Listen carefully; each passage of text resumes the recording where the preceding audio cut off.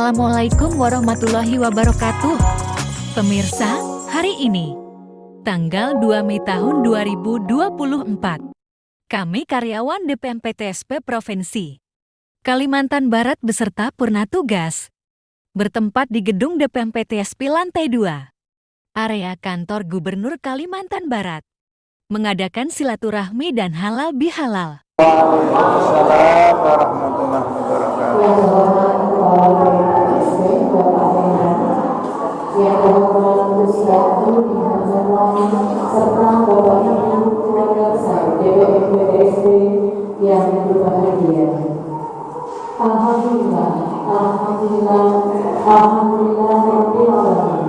Kita panjatkan kehadiran Allah Subhanahu wa Ta'ala atas karunia, rahmat dan nikmat sehat yang dilimpahkan kepada kita karena kita sudah melakukan puasa pada bulan Ramadan, dan hari ini kita dapat berkumpul bersama di sholat DPMPTSP dalam rangka acara halal keluarga besar DPMPTSP Provinsi Kalimantan Barat. Acara pembukaan oleh Kepala Dinas Bapak Hendra. Dalam pembukaannya beliau menyampaikan ucapan terima kasih atas kesempatan berkumpul bersama, mengucapkan permohonan maaf lahir dan batin, baik sengaja maupun tidak disengaja. Diistilahkan oleh beliau sekarang status kita adalah kosong-kosong. Artinya dengan kita bermaaf-maafan ini, kesalahan kita semua sudah kembali fitri, nol kembali. Sebagai berikut ini.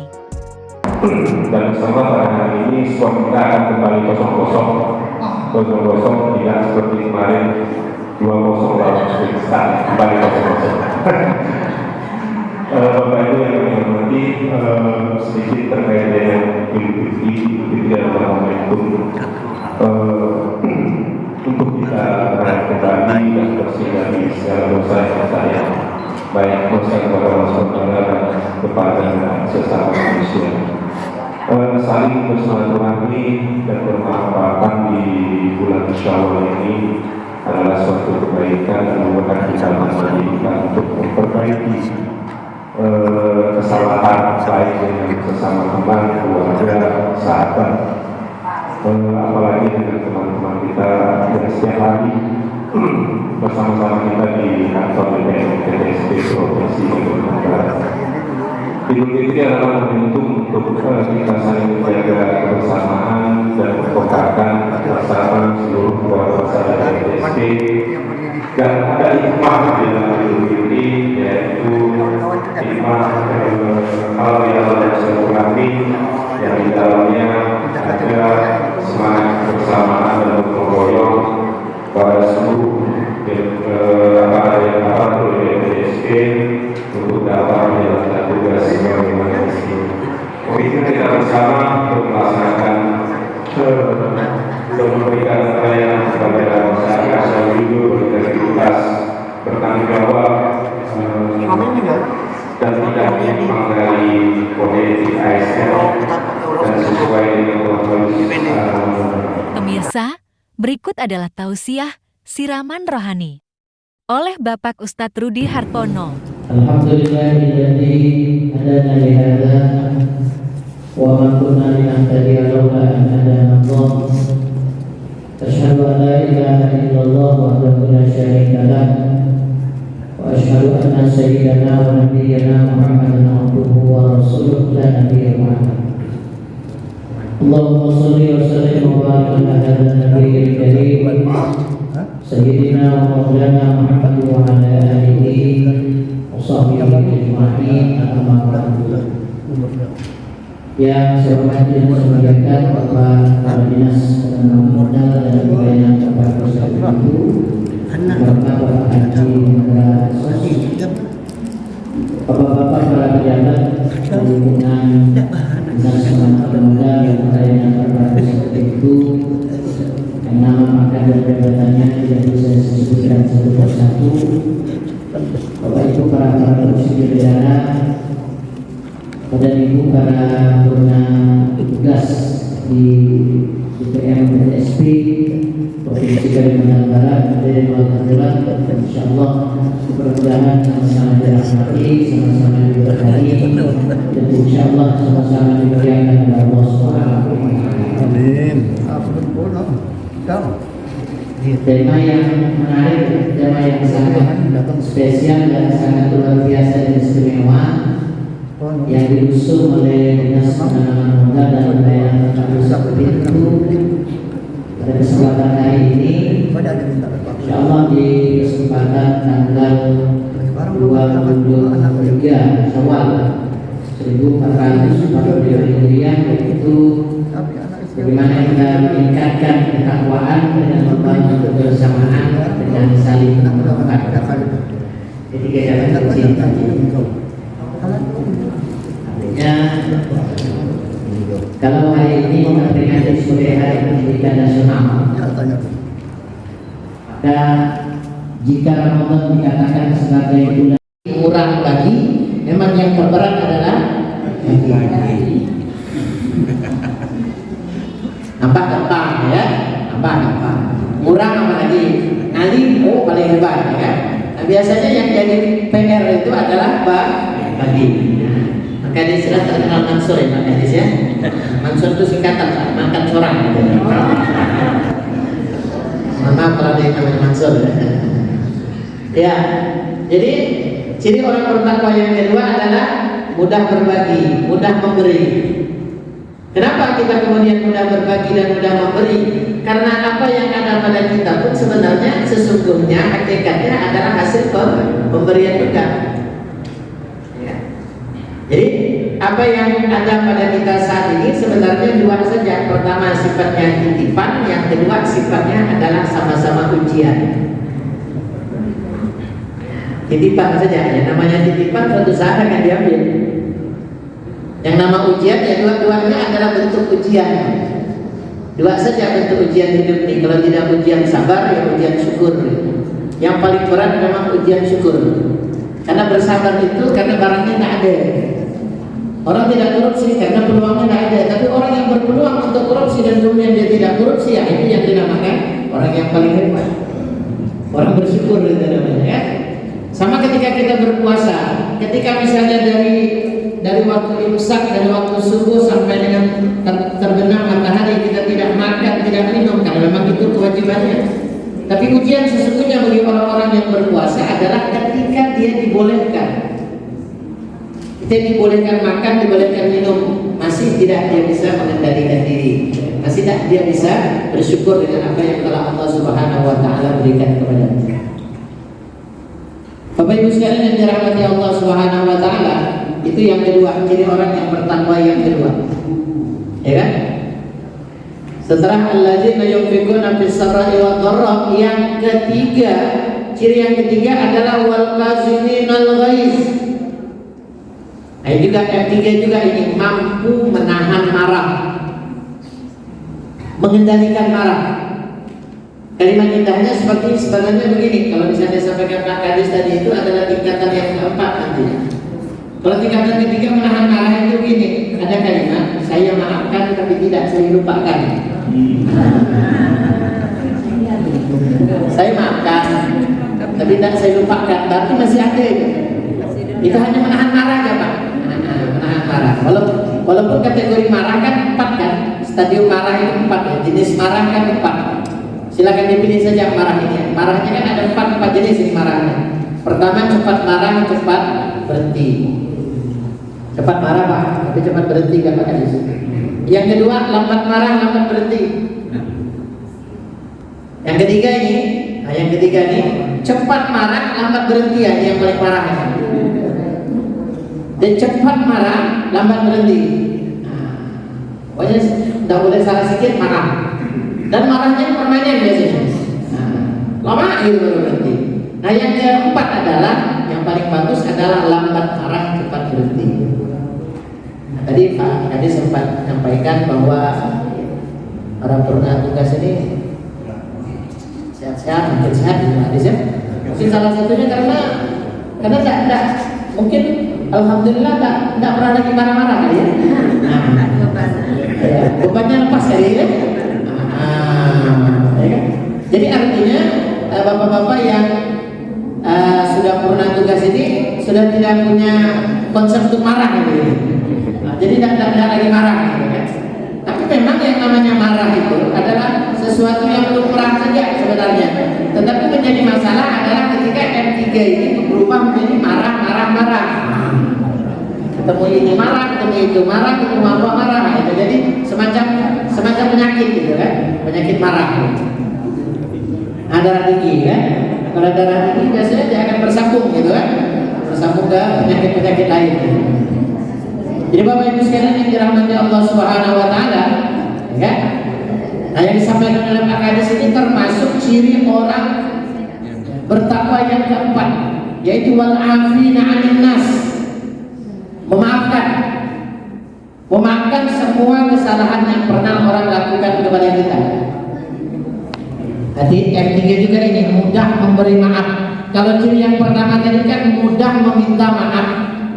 Nah, ciri yang keempat ada M3 juga, artinya mudah memberi maaf. Malah yang paling baik itu adalah ketika kita sudah memaafkan orang lain walaupun orang itu tidak meminta maaf kepada kita.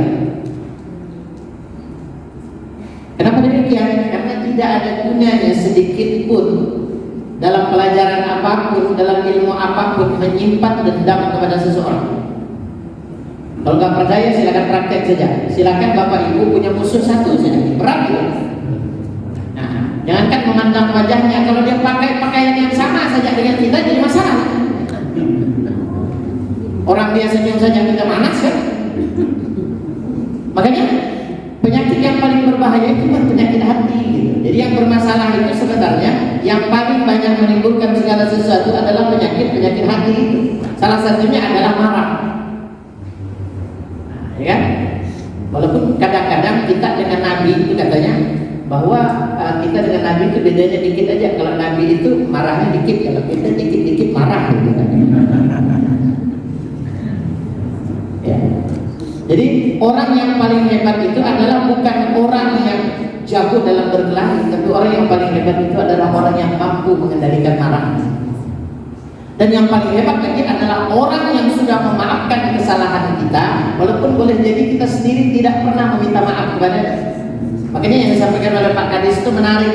Ada benang merahnya. Apa benang merahnya adalah bahwa kita berhalal bihalal, memaafkan itu harus kita lakukan setiap saat. Mungkin tadi Pak Kadis ya kan, saya menambahkan saja nih bahwa apa yang disampaikan Pak Kadis itu adalah petikan dari ayat Al-Quran surah Al-Imran ayat 133 tadi itu, wasarimu, bersegeralah kita untuk meminta maaf, memberi maaf, bersegera saja, gak usah nunggu setahun gitu kan repot kalau misalnya kalau kita harus minta maaf itu nunggu lebaran gitu kan. Khawatirnya itu tadi, ya kan? Boleh jadi lebaran sampai kitanya yang nggak sampai, gitu. Ya, itu yang keempat, ya kan? Wal afina 'anil nas, kita memaafkan kesalahan orang. Lalu kemudian yang kelima apa ciri orang-orang yang bertakwa? Wallahu yuhibbul muhsinin. Jadi kita membalas perbuatan yang tidak baik dari orang itu dengan perbuatan baik kepadanya. Ini tingkatan yang paling tinggi daripada halal seperti itu. Jadi pertama kita meminta maaf, yang kedua kita memberikan infak baik di saat yang sulit maupun yang di saat yang ringan, yang ketiga kemudian kita mengendalikan marah, yang keempat kita memberi maaf, memberi maaf kepada orang lain, memaafkan kesalahan orang lain sebesar apapun, seberat apapun. Dan yang kelima adalah kita berbuat baik kepada orang yang telah berbuat yang tidak baik kepada kita. Sederhananya kan gini, hukum sosial itu kan ada. Mudah-mudahan ini tidak berlaku kepada kita semua. Kan ada yang Pak Kadis, kalau dia baik saya baik, Pak. Kalau dia baik saya baik, itu normal itu. Itu normal, biasa gitu kan. Nah, artinya ya tingkatan elementary lah, basic lah. Tapi yang tingkat tinggi premium itu apa? Dia jahat, kita tetap baik. Ini kan tak mudah. Nah, orang-orang luar biasa, orang-orang yang berpredikat premium itu, mohon maaf, orang-orang minoritas itu bahasanya, orang-orang minoritas. Orang jahat kita tetap begitu? Karena perbuatan orang tidak ada urusannya dengan kita. Yang harus kita pertanggungjawabkan adalah apa yang kita lakukan terhadap orang lain. Makanya kalau ada kamus lupa dan ingat, ada dua hal yang harus kita ingat. Apa yang harus kita ingat? Pertama, yang harus kita ingat kesalahan kita dengan orang lain. Jadi yang harus kita ingat itu pertama. Karena yang namanya dosa, tadi disampaikan oleh Pak Kadis, dosa kepada Allah lebih gampang. Kita minta ampun kepada Allah, kita maaf, minta mohon kepada Allah agar diampuni segala dosa-dosa kita. Rabbana zalamna anfusana wa illam taghfir lana wa tarhamna lanakunanna minal khasirin. Itu dosa kita kepada Allah. Hablum minallah. Masalahnya adalah hablum minannas. Karena kita tidak akan bisa dimaafkan oleh Allah kalau memang kita masih berdosa kepada seorang manusia. Makanya tadi Pak Kadis bilang, mumpung kita bisa ketemu, kalau misalnya dalam bahasa yang lebih dalam lagi, mumpung kita masih hidup. Karena kita nggak tahu kesempatan kita untuk hidup itu sampai kapan, dan kesempatan kita untuk meminta maaf kepada orang yang pernah kita sakiti, kita zalimi, kita aniaya itu hanya sampai pada waktu kita masih sama-sama hidup. Karena kalau sudah persoalan yang kemudian di padang mahsyar sana, udah lain cerita. Itu timbangannya pahala dan dosa saja. Kalau misalnya kita terus-menerus artinya tidak meminta maaf kepada orang yang pernah kita sakiti dan mohon maaf, yang paling bahaya itu ketika kita melakukan sesuatu aniaya, ya kan, kemudian zalim kepada seseorang dan orang itu tidak membalas perbuatan kita, berarti kita sedang dalam masalah. Apalagi kalau dia berdoa kepada Allah, tembus itu. Jadi kalau ada orang kita hina, kita caci, kita maki seperti itu, kita ambil hak-haknya, kita ambil sesuatu darinya yang dia tidak ridho, tidak rela, dia tidak ngomong tapi dia berdoa kepada Allah. Setidaknya kan ada 3 golongan yang doanya tidak akan tertolak. Pertama, orang yang sedang berpuasa, ya kan? Yang kedua, orang yang sedang dalam perjalanan dalam keadaan musafir, dan yang ketiga adalah orang yang sedang teraniaya. Nah, jadi Bapak Ibu sekalian yang dirahmati Allah Subhanahu wa taala. Nah, lanjutan daripada ayat tentang orang-orang yang bertakwa itu Al-Imran 135. Ini adalah merupakan bekal kita semua setelah kita tidak lagi berada pada bulan Ramadan. Walladzina idza fa'alu, dan apabila orang-orang berbuat fahisyatan, berbuat tidak benar, berbuat keji, berbuat tidak baik, zalamu atau menganiaya dirinya sendiri, anfusahu, zakarullah, dia ingat kepada Allah. Kemudian fastaghfaru, dia mohon ampun kepada Allah, lidzunubihim, dengan dosa-dosa yang dia lakukan. Wa may yaghfiru dzunuba illallah, karena tidak ada yang bisa mengampunkan dosa selain Allah. Dan ini syaratnya, orang-orang yang sudah berdosa, berbuat tidak benar, berbuat tidak baik, syarat utamanya itu taubat. Taubat itu apa dalam bahasa Al-Quran? Al-Imran 135 ini, walam yusirru, dan dia tidak meneruskan perbuatan yang salah itu. Ala ma fa'alu, terhadap apa-apa yang dia lakukan, wa hum ya'lamun, dan dia tahu. Makanya kalau kita minta ampun kepada Allah itu, kita minta ampun terhadap dosa yang kita lakukan, baik yang kita sengaja atau tidak sengaja, baik yang boleh jadi kita sadari atau tidak kita sadari, boleh kita sadar gitu atau nggak sadar kita lakukan, karena dosanya. Makanya kalau misalnya Allah menegur kita, ya mohon maaf ya kan, teguran Allah ini kan macam-macam. Teguran Allah ini macam-macam, ya kan? Makanya tadi disampaikan bahwa bentuk apapun kepada yang diberikan Allah kepada kita itu tidak lain dan tidak bukan semata-mata itu hanya ujian saja. Ujian kita sesungguhnya dalam hidup ini terbentuk atau misalkan atau dalam bahasa lain itu ujian terhadap kehidupan kita itu ada 4 macam sebenarnya. Pertama, saya singkatlah misalnya dengan 4 macam ini, namanya hajiah. Nah, ini kan sebentar lagi haji kan. Hajiah. Jadi 4 macam godaan terhadap manusia ini. Pertama, H itu apa? Harta. Orang itu bisa berubah karena punya harta. Bahasa sederhananya gini, berikan seseorang uang, kamu akan lihat siapa sesungguhnya dia. Sama juga misalnya kan kalimat saktinya, kalau misalnya ada orang berutang, kan supaya silaturahmi kan terputus dari itu kan, nah 100 ya. Jadi sesungguhnya ketika seseorang diberikan duit, diberikan uang gitu ya, itu sebenarnya sesungguhnya adalah ujian gitu. Dan kita biasa saksikan ya, kalau orang-orang yang biasa ya, orang-orang level biasa, level standar gitu ya. Beda mobil biasa beda gaya ya Pak. Kalau misalnya yang Innova gitu ya sama Fortuner beda jalannya itu biasanya, jalannya tidak beda. Transport beda kan Pak ya? Beda. Gajinya jalan tidak beda itu biasanya. Orang ada ya. Ya kan? Orang ada ya.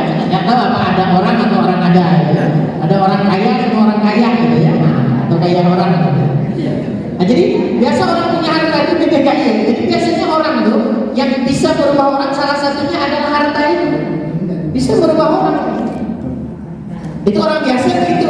Tapi kalau orang yang luar biasa tidak akan terpengaruh dengan itu. Mau banyak, mau bagaimana, tidak ada pengaruh. Mau apapun merek mobilnya, tidak akan mempengaruhi gaya. Dan sekarang ini orang banyak tertekan karena gaya, karena kan gaya itu berhubungan dengan tekanan ya. Makin banyak gaya, biasanya banyak tekanannya itu. Jadi Bapak Ibu sekalian yang dirahmati Allah Subhanahu Wa Taala, jadi harta itu bikin orang terkadang lupa, gitu. bikin potensinya lupa. Dan ini sudah diingatkan Allah Subhanahu Wa Taala di dalam Al-Quran, dicontohkan semisal korun. Korun itu hartanya luar biasa, tapi pada akhirnya kemudian ditenggelamkan Allah bersama-sama dengan hartanya. Baik, itu yang pertama. Yang kedua, ada J namanya, ada J itu. Orang itu akan berubah kalau punya jabatan. Banyak ya? Nah, baru dilantik jadi RT yang udah bertantang bertantang. Jadi RT sudah lain ya. Orang bisa berubah karena punya jabatan. Padahal dua ini peluangnya sangat luar biasa, masuk surganya mudah. Jalurnya jalur premium ini. Orang punya harta, orang punya jabatan, kalau nggak masuk surga rugi. Karena potensinya, kekuatannya luar biasa. Nah, jadi kalau misalnya orang yang punya jabatan nggak masuk surga, rugi besar. Karena peluang dia untuk membantu, menolong, memberikan sesuatu yang luar biasa tinggi. Demikian juga kalau misalnya orang punya harta, rugi kalau dia besar, kemudian tidak masuk surga. Tapi Al-Quran kemudian memberikan gambaran kepada kita, ada orang-orang yang kemudian lupa ketika diberikan amanah berupa jabatan dan kekuasaan. Fir'aun misalnya.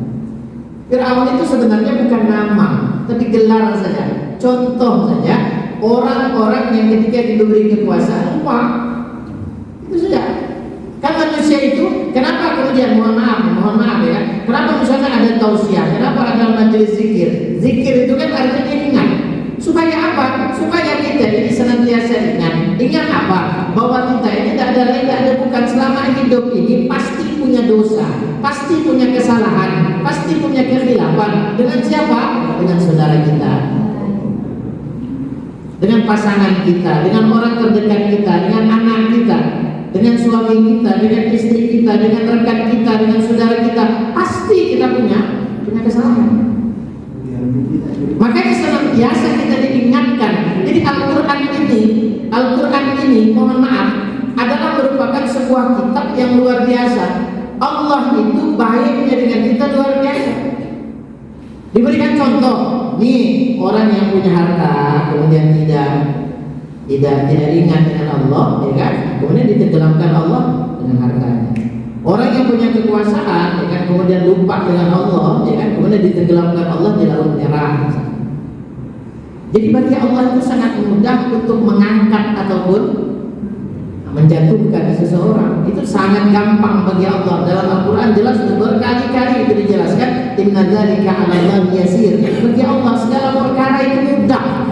Makanya kita jangan pernah berpikir ketika kita punya masalah itu berat, enggak, mudah. Selama apa? Selama masalah itu kita serahkan kepada Allah, setelah kita melakukan 4 macam. D. Doa, U. Usaha, I. Ikhtiar, D. Tawakal. Setelahnya serahkan kepada Allah. Karena kita hanya wilayah kita wilayah usaha, wilayah hasil itu Allah. Jangan pernah kita berpikir hasil adalah wilayah kita. Berat ya? Bukan saja berat, memang gak ada cerita hasil itu wilayah kita. Dan bagi Allah gak ada yang susah, gak ada yang gak mungkin, gak ada kendala, karena Allah yang punya kendali. Apa saja bagi Allah mungkin, apa saja bagi Allah mudah, sangat ringan dan sangat gampang bagi Allah. Jadi Bapak Ibu sekalian yang dirahmati oleh Allah Subhanahu wa taala. Jadi kalau misalnya kita lihat Al-Qur'an, mohon maaf, ya kan, baik yang sudah purna maupun yang belum purna, kan sering kita kan dapatkan biasanya uji kompetensi. Biasanya itu kan ada soal ya, ada soal, ada jawaban. Kita mau ujian apapun, ujian S1, ujian S2, ujian S3, ujian sekolah, gitu. Biasanya ada soal, ada jawaban. Kita itu tak bakalan dapat soal apa dapat jawabannya. Tak dapat soal, tak dapat kunci jawabannya. Tapi Allah dengan kita baiknya, yang saya bilang tadi itu baiknya luar biasa. Kenapa? Al-Quran itu kalau boleh dikatakan sebagai bentuk ujian, itu di Al-Quran itu ada soalnya, ada jawabannya, dan kita oleh Allah silakan buka itu Al-Quran. Open book, bahasa kalau kita ujian itu open book. Soalnya ada, ya kan? Jawabannya ada di situ. Nah, jadi kalau misalnya manusia masih tidak mau, memang bahasanya memang terlalu. Udah ada soalnya. Soal hidup itu tidak banyak-banyak. Itu yang saya bilang tadi itu. Soal itu banyak 4 saja sebenarnya. Pertama dari segi harta.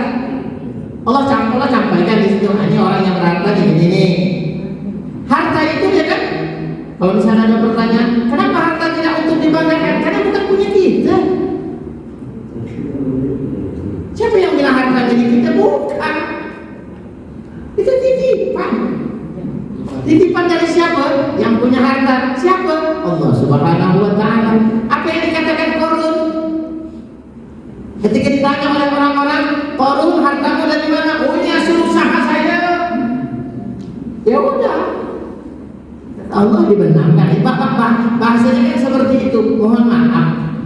Perkataan dibenarkan itu kan banyak orang misalnya kemudian berpikir, oh nanti jadi Qarun ditenggelamkan. Tidak begitu. Banyak orang justru terhina karena punya banyak harta. Ada logo. Jadi kalau misalnya orang bilang bahwa dengan banyak harta kita akan mulia, hati-hati. Banyak yang karena harta orang jadi tidak mulia. Walaupun sesungguhnya kesempatan orang untuk mulia dengan adanya harta itu sangat tinggi. Jadi kan juga ketika Fir'aun diberikan titipan kekuasaan, lupa, ya udah, gampang bagi Allah, ya kan? Gampang bagi Allah untuk memenangkan, untuk mengalahkan, gampang. Makanya malam ini jangan putus asa ya Pak Kadis. Nah, kita masih punya harapan lolos ke Olimpiade, kan? Setelah 68 tahun, ya. Jangan marah-marah, ya kan? Apalagi udah mulai, oh ini maksudnya Thailand nih Pak. Wah. Ada bau kecurangan nih. Tenang saja, ya kan, berdoa saja yang terbaik. Berdoa saja yang terbaik kan begitu. Berdoa saja yang terbaik. Tidak ada yang tak mungkin, tidak ada yang mustahil, tidak ada yang kata orang itu susah. Kalau Allah sudah masuk wilayah itu, tidak ada masalah. Memang kita pernah punya bayangan mengalahkan Australia, mengalahkan Jordania, kemudian menang adu penalti lawan Korea Selatan. Tidak ada yang kebayang. Mimpi aja enggak kan gitu. Kalau Australia barang kalah ya. Itu bukan kalah, kemenangan yang tertunda gitu. Jadi Bapak Ibu sekalian yang dirahmati oleh Allah Subhanahu wa taala. Jadi Al-Qur'an itu adalah kitab yang dimana di situ ada soalnya, jawabannya juga tersedia. Kita bisa melihat soal, kita bisa melihat pertanyaan, dan di situ ada soal dan pertanyaannya lengkap oleh Allah. Kita disuruh nyontek kita disuruh lihat, kita disuruh baca. Nah, yang berat itu kan kalau misalnya ada soal kita tidak tahu soalnya, kemudian kita tidak tahu jawabannya, itu yang berat. Dalam Al-Quran jelas soalnya ada, jawabannya pun ada. Ya kan? Jawabannya pun ada. Nah, faktor kemudian yang ketiga yang membuat orang terkadang lupa adalah yaitu ilmu. Kadang orang sudah punya ilmu lupa. Nah, mulai apa? Makanya tingkatan ilmu yang pertama itu pada tingkatan basic itu akan bikin orang sombong. Nah, akan bikin orang sombong. Nah, tingkatan yang kedua, ya kan, orang ilmu itu merasa tidak tahu apa-apa gitu.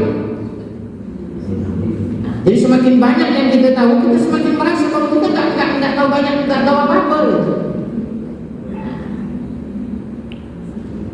Iya, ilmu padi kan. Yang ketiga adalah semakin kita kemudian punya ilmu, kita akan semakin merendahkan hati kita di hadapan Allah Subhanahu. Nah, kemudian yang keempat, ya kan, yang membuat orang lupa itu apa? Yaitu amal. Ya kan, orang-orang yang masjid kalau bilang kalau misalnya kadang masjid harga ini pasti fix harga ini. Premium nih, kata dia, mulai menghakimi orang, kan? Orang yang tak sholat, mulai yang ada sholatnya terakhir ini, terakhir bulan-bulan ini. Tak sedekah, ini nanti jadi orang, udah mulai, kan? Jadi merasa, kan? Nah, kalau dalam bahasa orang seberang itu, kan ada iso rumongso dengan rumongso iso, gitu kan? Apa itu ya kan? Ya kan? Ada yang namanya bisa merasa, ada yang namanya merasa bisa. Nah, gitu. Merasa bisa merasa. Yang bagus yang mana? Bisa merasa. Merasa soleh atau soleh merasa, kan begitu kan? Merasa baik atau baik merasa, bukan merasa baik. Yang paling bahaya itu sebenarnya godaan ketika ada godaan. Itu bahasanya itu kan? Bahasanya mohon maaf ya kan? Iblis itu kalau misalnya menggoda manusia, ya kan, setan itu kalau misalnya memprovokasi kita itu bahasanya lembut. Maka doa macam baik dan mereka, air banyak cepat lembut kan, gadis lembut, halus, soft mainnya soft, harus ini soft, jadi lembut, jadi nggak kasar, gitu, nggak ada keras itu nggak ada. Coba misalnya kalau kita nak sholat, iblis itu paling high, jam terbangnya tinggi itu.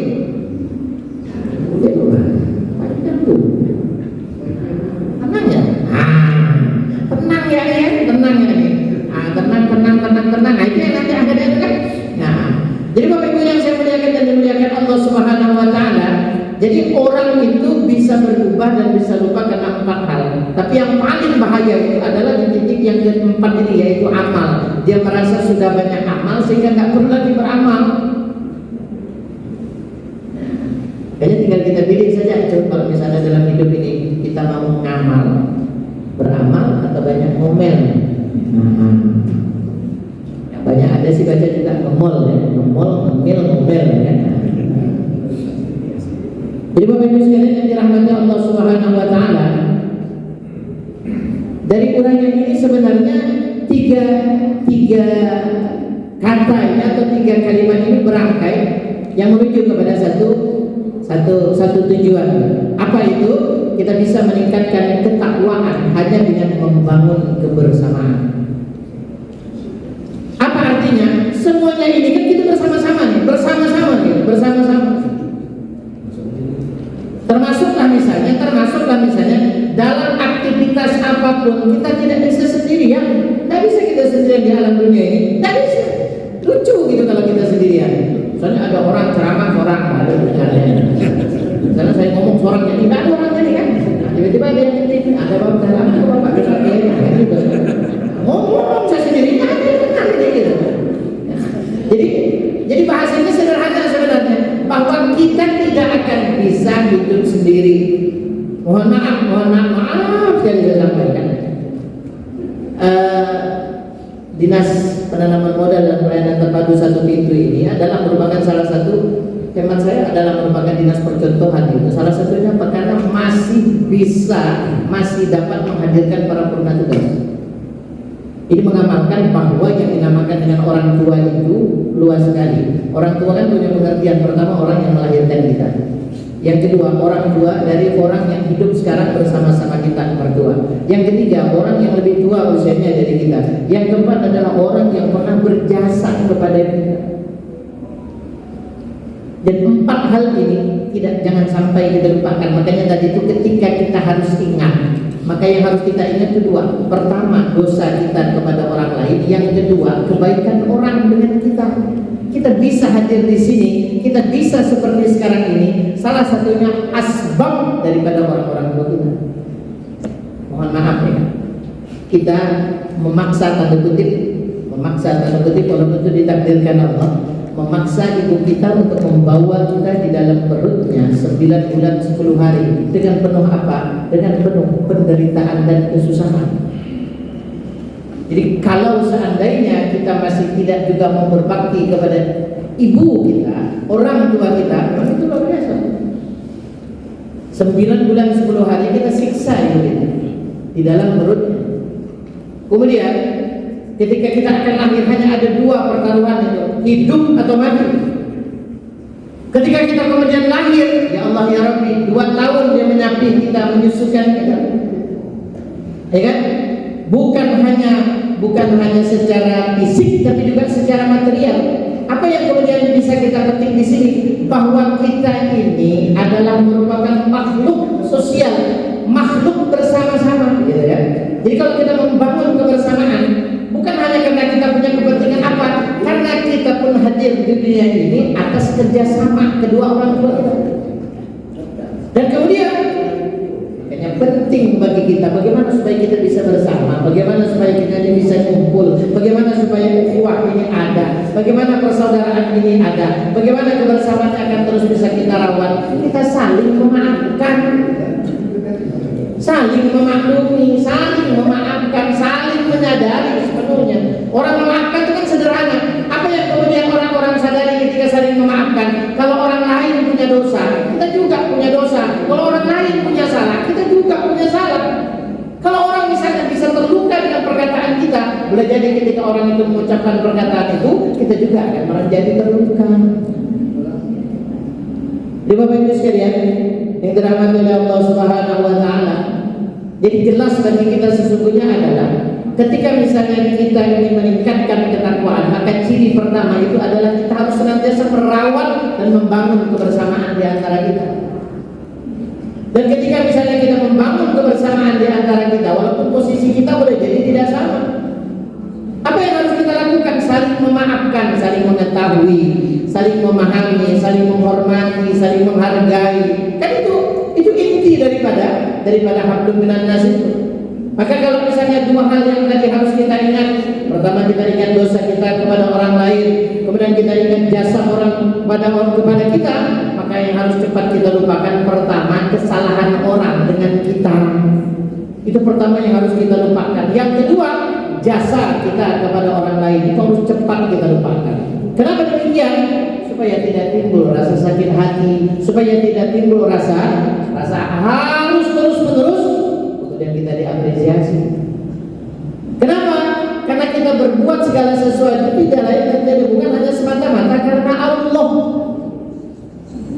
Kan dalam hidup ini hukumnya sudah jelas, hukum tabur tuai ya. Hukum 2T itu tabur tuai. Apa yang kita tabur itu yang kita tuai. Apa yang kita lakukan itu yang kita dapatkan. Apa yang kita kerjakan itu yang akan kita hasilkan. Kalau kita berbuat baik, maka kebaikan akan datang kepada kita. Dalam Al-Quran surah Al-Isra surah ke-17 ayat 4 Allah sampaikan in ahsantum li anfusikum fa in asatum 'alaiha. Apa kata Allah? In ahsantum. Jika engkau berbuat baik, kebaikan itu akan datang kepadamu. Jadi kalau kita berbuat baik, tidak akan pernah tertukar balasannya kepada kita. Makanya sederhana saja. Kalau misalnya pada saat ini kita bisa berbuat baik, kenapa tidak berbuat baik? Kenapa? Karena tidak ada yang tahu kapan kita akan berakhir. Sementara kita kepengen akhir hidup kita dalam keadaan dalam keadaan kaya. Kenapa kita harus berbuat baik? Karena kita senang orang berbuat baik kepada kita. Maka aneh bin ajaib ketika orang senang orang lain berbuat baik kepada dia malah berbuat tak baik kepada orang lain. Makanya perbuatan terbaik adalah pembalasan terbaik kepada orang yang pernah berbuat tidak baik kepada kita adalah berbuat baik kepadanya. Berbuat baik kepadanya. Dalam hidup ini kita hanya punya dua pilihan, mohon maaf, sekedar mengingatkan saja. Bagi yang sudah berhaji, bagi yang alhamdulillah sudah pernah berumrah, ketika kita berada di Raudhah, baginda Rasulullah itu terbaring dan berbaring di situ. Di kanan kirinya ada dua orang yang menjadi contoh istimewa kita. Di sebelah kanan ada Sayyidina Abu Bakar Siddiq. Ini prototipe yang mana, tipe yang mana orang taat yang istiqomah. Jadi kalau saat ini Allah berikan kita taufik, hidayah taufik. Apa Pak hidayah taufik itu? Hidayah taufik itu adalah Allah berikan kita kemudahan. Kemudahan apa? Kemudahan untuk berbuat baik. Maka kalau saat ini kita tergolong kepada orang-orang yang tengah berbuat baik dan taat kepada Allah, istiqomahlah seperti Sayyidina Abu Bakar Siddiq. Kalau kemudian kita berada pada posisi yang kedua, di sebelah kiri baginda Rasul terbaring siapa? Sayyidina Umar bin Khattab. Ini siapa? Orang yang pernah berbuat maksiat dan kemudian bertaubat kepada Allah Subhanahu wa taala. Maka kalau misalnya saat ini Allah tengah berikan kita taufik berupa kemudahan untuk berbuat kebaikan, lakukan. Teruslah berbuat baik. Sampai kapan? Sampai kita lupa berbuat jahat. Kalau misalnya ditanya, Pak, sampai kapan Pak saya berbuat baik? Gampang, cuman sampai mati. Kalau misalnya ada dulu istilah GSM, golek sanggup mati. Kita ini hanya berbekal, berusaha untuk memperbanyak bekal kita untuk menghadapi yang namanya kematian. Kalau boleh dikatakan kita ini sekarang nyicil apa? Ngansur apa? Ngansur premi kita kepada Allah. Premi apa? Ansuran apa? Ansuran supaya kita nanti di akhir hidup kita itu bisa husnul khatimah. Mudah-mudahan Bapak Ibu sekalian yang dirahmati Allah Subhanahu wa taala, Ramadan yang baru saja berlalu dan Syawal yang hari ini sudah masuk ke hari yang ke-23, insyaallah mampu membuat kita semua ini pertama untuk bisa saling memaafkan, dan kita dengan saling memaafkan akan terus bisa bersama-sama menuju kepada tingkatan orang-orang yang bertakwa, dan mudah-mudahan Allah kumpulkan kita semua nanti di surganya Allah Subhanahu wa taala. Mari Bapak Ibu, kita tutup majelis kita yang begitu luar biasa dan istimewa ini dengan kita bersama-sama berdoa kehadiran Allah Subhanahu wa taala. Ila hadhihi niyah wa ala kulli niyatin shalihah bi barakati lahumul Fatihah.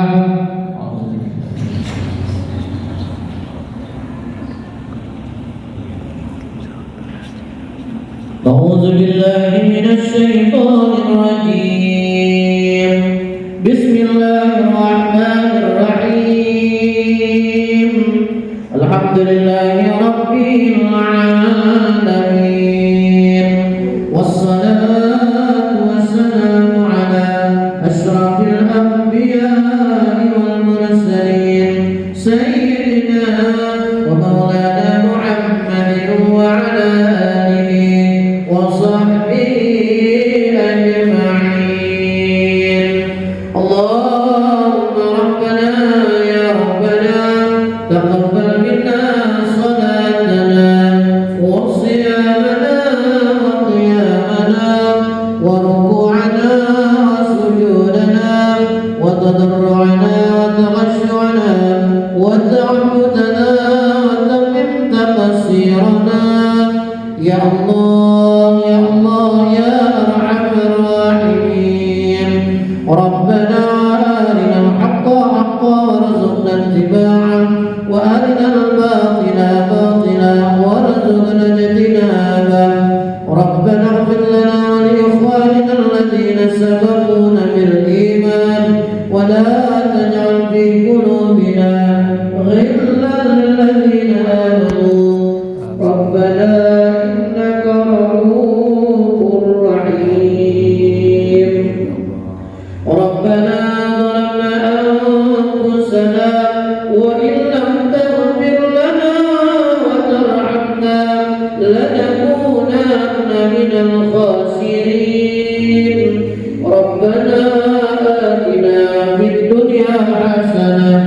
وفي الآخرة حسنة وقنا عذاب النار وصلى الله على سيدنا محمد وعلى آله وصحبه أجمعين سبحان ربك رب العزة عما يصفون وسلام على المرسلين والحمد لله رب العالمين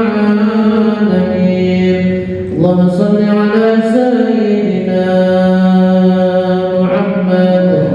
Pada Bapak Ustadz yang sudah menyampaikan hikmah halal bihalal pada hari ini, semoga apa yang disampaikan oleh Bapak Ustadz bermanfaat dan menjadi motivasi, menjadi